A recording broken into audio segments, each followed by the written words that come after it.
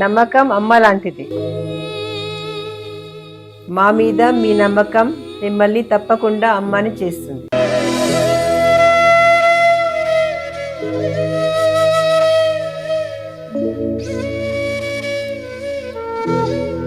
నేడు ఎంతో మంది మా మీద నమ్మకంతో అమ్మాయారు. మీకోసం అమ్మతనం ఎదురు చూస్తుంది. వివరాలకు సంప్రదించండి. Kiran infertility centre, Hyderabad, Bengaluru, Chennai, Delhi. జై శ్రీమన్నారాయణ. నేను మీ ఐకాన్ ఆస్ట్రాలజర్ గట్టుపల్లి సురేష్ బాబు. మనకి 2026 సంవత్సరం ఫిబ్రవరి 23వ తారీఖు ఏంటనుకుంటున్నారా? మారేటువంటి గ్రహాలండి. ఇవి ఏ గ్రహమో తెలుసా అండి? కుజగ్రహం. ఈ కుజగ్రహము రాహుతో కలయికతో, అలానే కుంభరాశిలో రాహుతో కలయికతో రాబోతుంది. ఈ ఫిబ్రవరి 23వ తారీఖు నుంచి ఏప్రిల్ 2వ తారీఖు వరకు కూడా కుంభరాశిలో సంచరిస్తూ ఉంటుంది. అందులోనూ రాహుతో పాటు ఉంటుంది. మొదటిగా అధ్యయనంలో, అదే మొదటి భాగంలో, మొదటి వారంలో కూడా షష్టగ్రహ కూటమిలాగా ఏర్పడుతుంది కుంభరాశిలో. ఆ తర్వాత రాహుతో ఈ యొక్క ఏప్రిల్ 2వ తారీఖు వరకు కూడా రాహువు కుజుడు కలయికతో ఉంటారు. కాబట్టి ఆపోజిట్ సైన్ కేతువు కూడా వీరికి సహకరించేసి ఆ ఒక శుభ దృష్టి అశుభ దృష్టి యొక్క ద్వాదశ రాశుల వారి మీద ఎలా ఉండబోతుంది, వారి యొక్క జీవితంలో ఎలాంటి మార్పులు రాకపోతాయి. అలానే మరొక విషయం కూడా ఏంటి అంటే కనుక నూతన సంవత్సరం కూడా ఆరంభం అవబోతుంది. మన యుగాది నుంచి నూతన సంవత్సరం ఆరంభం కూడా ఈ కుంభరాశిలో రాహుతో పాటు కూడినటువంటి కుజుడు ఉండడం జరుగుతూ ఉంది. కాబట్టి ఈ మేర ఎలా ఉండబోతుంది ద్వాదశ రాశుల వారికి చూసినట్లయితే, ఎవరెవరి జీవితంలో పెళ్లిళ్ళు చేసుకుంటారా, ఎవరెవరి జీవితంలో అన్యోన్యంగా ఉన్నటువంటి దాంపత్యం ఉంటుందా, ఎవరెవరి జీవితంలో వీరి యొక్క రాహు కేతువు అందులోనూ కలయికతో ఉన్నటువంటి కుజుడు, వీరి యొక్క శుభ అశుభ ఫలితాలు ఏ రాశి వారి మీద ఎలా ఉంటాయి, ఆ తర్వాత బిజినెస్ చేసుకునే వారు, విదేశాలకు వెళ్ళే వారికి ఎలాంటి శుభ ఫలితాలు ఉంటాయి, ఏది ఎప్పటివరకు తెలుసా అండి? ఫిబ్రవరి 23వ తారీఖు నుంచి ఏప్రిల్ 2వ తారీఖు వరకు కూడా వీరి యొక్క గోచార స్థితిగతుల ప్రకారంగా ఈ యొక్క గ్రహరీత్యా దోషాలు ఏమున్నాయా, వీరి యొక్క స్థితిగతులు ఎలా ఉన్నాయో చూసినట్టయితే కనుక ఒకసారి మనం పరిశీలన చేస్తున్నట్టయితే ద్వాదశ రాశుల్లో ఒకటైనటువంటిది, ద్వాదశ రాశుల్లో ఒకటి కుంభరాశి. అదృష్టం ఏంటంటే మీకు 2వ స్థానంలో శని భగవానుడు సంచరించడం. ఇది అదృష్టం ఏంటా అని చెప్తా. ఇక మీ రాశి ఏదైతే కుంభరాశి ఉందో ఇక్కడ రాహువు ఉన్నాడు. ఈ రాహువులో ఈ ఫిబ్రవరి 23వ తారీఖున కుజుడు కూడా సంచరించడం. ఏప్రిల్ 2వ తారీఖు వరకు ఉండేటువంటి కుజుడు సింహరాశిలో ఉన్నటువంటి కేతువుతో పాటు ఆపోజిట్ సైన్ అయినటువంటి వల్ల రాహుతో కలిసి ఉండడం. ఇకపోతే దీని వలన మీకు అనుకోని ఒక అవకాశాలు రావడం, ఏదైతే ఇప్పుడు చేస్తున్నటువంటి వ్యాపార వృత్తి కావచ్చు, రాజకీయ రంగం కావచ్చు, సినీ రంగం కావచ్చు, ఏదైనా సరే అపరాలు చేసేటువంటి మార్కెటింగ్ రంగాలు కావచ్చు, ఎందులైతే ఉందో ఇబ్బంది పడుతూ ఉన్నారో ఇక కుటుంబ సమస్యలు ఒకటి తోడవటం, వీటన్నిటితో పాటు మీరు కొట్టుమిట్లాడేటువంటి జీవితం అనుకోండి. ఇలాంటి జీవితం నుంచి కొంచెం మేర మీకు చీకటి నుంచి వెలుగు వచ్చింది అనుకునే విధంగా అయితే కనుక ఖచ్చితంగా ఉంటుంది. ఏదో రకమైనటువంటి మీకు అవకాశం అయితే వస్తుంది. ఆ అవకాశాన్ని మీరు అందిపుచ్చుకోవాలి. ఇంకేముందిలే, ఈ చిన్న అవకాశం మనం ఏం చేస్తాంలే, మన దగ్గర ఇప్పుడు అంత ఉండకపోవచ్చు, మనకు సపోర్టింగ్ లేదు అని అనుకోకండి. మీరు మొదలు పెడితే, మీరు తొలి అడుగు అనేది వేయగలిగితే ఖచ్చితంగా మీకు ఆ అదృష్టం రాబోతుంది. కాబట్టి దానికోసం మీరు నిద్రాహారం మానుకునే అవసరం లేదు. వెయిట్ చేస్తే చాలు. ఖచ్చితంగా మీకు మీ చెంతకే వస్తుంది అవకాశం. అది అందిపుచ్చుకోండి. మీకు అన్ని రకాల అవకాశాన్ని అదే తీసుకొస్తూ ఉంది.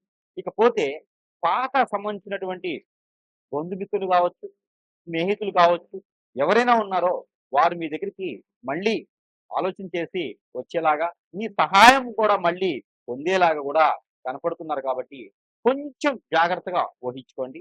మీ బుర్రకి కొంచెం ఆలోచన చెప్పండి.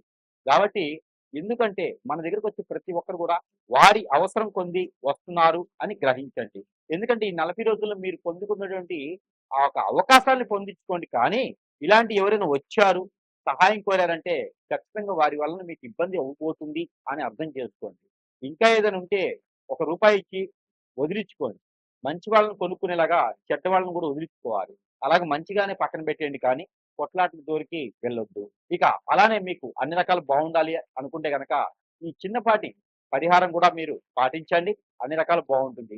ఇక కొత్తగా ఏదైనా వ్యాపారం చేయాలి అని అనుకుంటే గనక మీకొచ్చేటువంటి వనరులతో అందిపుచ్చుకుని చేసుకోండి. అలానే కొత్తగా ఏదైనా పెట్టుబడులైతే మాత్రము పెట్టకండి. ఇబ్బంది పడేటువంటిదైతే కనబడుతుంది. మీరు పెట్టుబడులు పెట్టి వ్యాపారం చేయాలంటే మినిమమ్ ఈ యొక్క 2025 సంవత్సరంలో జూన్ 15 తర్వాత మాత్రమే మీరు అలాంటి ఆలోచన చేయండి. ఇక మీకు ఇంకా కూడా ఏం చేసినా ముందుకు వెళ్ళట్లేదు. అన్ని రకాలు కూడా అష్టదిబ్బందనయిపోతుంది. ఎక్కడేసిన గొంగళి అక్కడే ఉంటుందండి అనుకుంటే గనక ఖచ్చితంగా మన దగ్గర మంత్రోచ్చారణ చేసినటువంటి వస్తువులు ఉన్నాయి.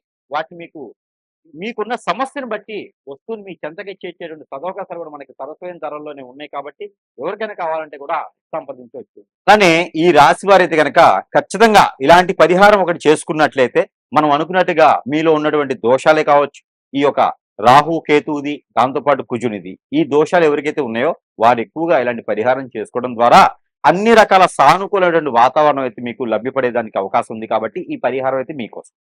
ఎవరి జాతకంలో అయినా సరే రాహుకేతు దోషం ఉంది అనుకున్నప్పుడు ఈ యొక్క రాహువు కుజుడితో పాటు కుజుడు రాహుతో పాటు సంచరించేటప్పుడు, అది కూడా కుంభరాశిలో సంచరించేటప్పుడు ఈ యొక్క చిన్న పరిహారం చేసుకోవాలి. అది ఏమిటో తెలుసా అండి?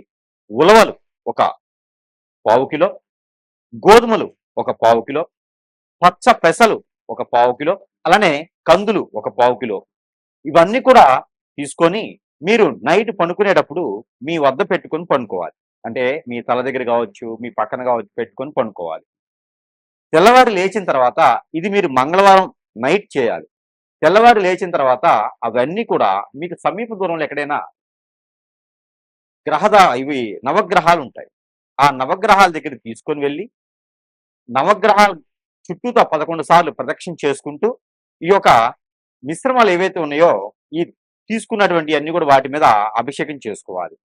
దాని ద్వారా మీకున్నటువంటి గ్రహరీత్యా దోషాలన్నీ కూడా చిటికలో పటాపంచలైపోయి మీకు వివాహాలు ప్రాప్తి పొందుతుంది. విదేశానికి శుభప్రదంగా వెళ్ళేదానికి ఉంటుంది. ఆర్థిక స్థితిగతులన్నీ కూడా మెరుగవుతాయి. అలానే మరొక పరిహారం, పెసర గుగ్గిళ్ళు ఉంటాయి. పెసలు ఉంటాయి కదా, అవి గుడాలు వండాలి. ఆ పెసలు గుడాలుగా వండి ఒక కిలో సుమారుగా వండి దాంట్లో కొబ్బరి పౌడర్ ఉంటుంది, ఎండు కొబ్బరి పౌడర్ ఉంటుంది. ఆ పౌడర్ని కలిపేసి దాంట్లో బెల్లం లేదా షుగర్ కలపాలి. ఆ కలిపినేసినటువంటిది నైవేద్యం ఏదైతే ఉందో ఇది ఆలయంలో, ఎక్కడ రాముల వారి ఆలయంలో కానీ, కృష్ణ ఆలయంలో కానీ, ఎక్కడైనా శ్రీ వెంకటేశ్వర స్వామి వారి ఆలయాల్లో కానీ దీన్ని నైవేద్యంగా పెట్టాలి. ఆ నైవేద్యాన్ని ఇరువురికి కూడా మీరు ప్రసాదం కింద తీసుకోవడం వలన, ఇవ్వడం వలన కూడా దీని వలన మీకు అన్ని రకాల గ్రహ దోషాలు కూడా పటాపంచలైపోయి మీ ఆరోగ్య సమస్యలన్నీ కూడా నెరవేరుతాయి. అలానే ఈ రాశుల వారికి ఈ చిన్న పరిహారం అయితే కనుక ఖచ్చితంగా మీకోసం. ఏమిటంటే గనక మీకు కుజు దోషం, రాహుకేతు దోషం ఏమైనా ఉందా? అయితే మీకు మీ పొలాల్లో కావచ్చు, ఒడ్ల మీద కావచ్చు, గట్ల మీద కావచ్చు, మీ ఇంట్లో కావచ్చు, నర్సరీలో నుంచి తెచ్చుకొచ్చే మొక్కలు కావచ్చు, మీరు అపార్ట్మెంట్లో ఉంటే ఆ మొక్క ఒకటి తెచ్చుకుంటే సరిపోతుంది. ఏమిటనుకుంటున్నారా? అరటి మొక్క. ఈ అరటి మొక్క గాని, అంటు గాని ఏమైనా ఉంటే తీసుకొచ్చుకొని దానికి ఒక పసుపు తాడు, అది ఎట్లాగా కావాలి అంటే గనక ఆడవారైనా, మగవారైనా సరే ఒక తెల్లని దారం, మిషన్ దారం ఉంటుంది కదా, అది తీసుకొచ్చుకోండి. అది మీరు ఎంతైతే హైట్ ఉంటారో బొటనవేలు, ఖాళీ బొటనవేలు దగ్గర నుంచి తల వరకు కూడా ఇలాగ కొలుచుకోండి. పోగులు పోయండి. ఆ పోగులు 9 ఉండాలి. 9 పోగులు పోసి దానికి పసుపు, గంధం, కుంకుమ రాయండి. రాసిన తర్వాత ఆ దారానికి 7 ముళ్ళు వేయండి. 7 ముళ్ళు వేసిన తర్వాత దానికి ఒక పసుపు కొమ్ము కట్టండి. దానికి ఒక తమలపాకు కట్టండి. దానికి ఒక మామిడాకు కట్టండి. ఇలాగా కట్టినటువంటి ఆకులతో ఉన్నటువంటిది ఇది తీసుకొని వెళ్ళి ఆ ఒక గురువారం రోజు కానీ, మంగళవారం రోజు కానీ చేయాలి. ఇది ఎప్పుడు? ఏప్రిల్ 2వ తారీఖులోపు చేయండి. ఇది తీసుకొని వెళ్ళి ఆ అరటి మొక్కకి కట్టేసేయండి. 3 ముళ్ళు వేసేసేయండి. వేసేటప్పుడు మీకున్నటువంటి దోషాలు ఏవైతే ఉన్నాయో ఆ దోషాలన్నీ కూడా మీకు ఇంతటితో పటాపంచలైపోవాలి, ఉపశమనం లభించాలి అని మొక్కుకోండి. తర్వాత ఒక ముగ్గురికి అదే రోజున టిఫిన్సో భోజనమో పెట్టండి. ఇది అయిన తర్వాత చెట్టు తీసుకెళ్ళి మరుసటి రోజు ఒక నిద్ర చేసిన తర్వాత ఆ మొక్కను తీసుకుని వెళ్ళి ఎక్కడైనా ఆలయంలో కానీ స్థాపించండి. మీ పొలాలుంటే పొలాల్లో స్థాపించండి. ఈ రెండు లేదనుకుంటే ఇంట్లో ఉంచకండి. తీసుకుని వెళ్ళి ఎక్కడైనా పారేడు నీటిలో వేసేయండి. ఆ కుండితో సహా పారేడు నీటిలో వేయండి. ఇలా చేయడం ద్వారా కాలసర్ప దోషం, నాగదోషం, కుజదోషం, కలస్త్ర దోషం, దాంట్లో కూడా రాహుకేతు దోషం, భార్యాభర్త దూరమైన, పెళ్ళైన తర్వాత దూరమైన, పెళ్లి కావట్లేదు అనుకున్నా, ఎంగేజ్మెంట్లో సంబంధాలు ఆగిపోయినా, దగ్గర దగ్గర సంబంధాలు పోయినా కూడా ఈ యొక్క పరిహారం చేసుకుంటే అదృష్టం అనేది మీ వరకు వస్తుంది. అలానే అదే అరటి మట్ట తీసుకొని అదే రోజున మట్టలో దీపారాధన చేసి 2 ఒత్తులేసి ఆవు నెయ్యితో దీపారాధన చేసి